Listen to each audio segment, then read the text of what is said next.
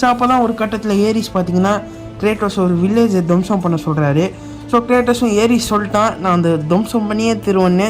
Kratos அந்த வில்லேஜை ஒட்டு மொத்தமாக அழிக்கிறாரு. ஸோ அப்போ தான் அவர் ஒரு டெம்பிள்குள்ளே போகிறாரு.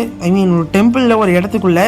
ஸோ அந்த இடத்துக்குள்ளே போகிறதுக்கு முன்னாடி ஆரக்கல் அப்படின்ற வயசான ஒரு லேடி வந்து சொல்கிறாங்க, அந்த இடத்துக்குள்ளே போகாத, அங்கே தான் உனக்கு மிகப்பெரிய ஆபத்தே இருக்குன்னு சொல்கிறாங்க. கிரேட்டோஸ் ரிஸ்க் சாப்பிட்ற மாதிரின்னு சொல்லி அந்த இடத்துக்குள்ளே போய் எல்லாரையும் போட்டு தள்ளுறாரு. ஸோ போட்டு தள்ளி முடிச்ச அப்புறம் தான் அவர் நோட்டீஸ் பண்ணுறாரு அங்கே அவர் பொண்டாட்டியும் பொள்ளையும் இருந்திருக்காங்கன்னு. ஸோ அப்போ தான் கிரேட்டோஸ் மனம் உடஞ்சி போகிறாரு. தன் சொந்த பொண்டாட்டியும் பொண்ணையும் கொன்னுட்டோமேன்னு அவர் அங்கேயே உடஞ்சி உட்காடுறாரு. ஸோ அப்போ தான் அங்கே எரியிற நெருப்பில் ஏரிஸ் அப்பியர் ஆகிறாரு. ஏரிஸ் சொல்கிற இந்த மாதிரி உன் பொண்டாட்டியும் குழந்தையும் தான் வந்து உன்னை வார் செய்ய விடாமல் தடுக்கிறாங்க.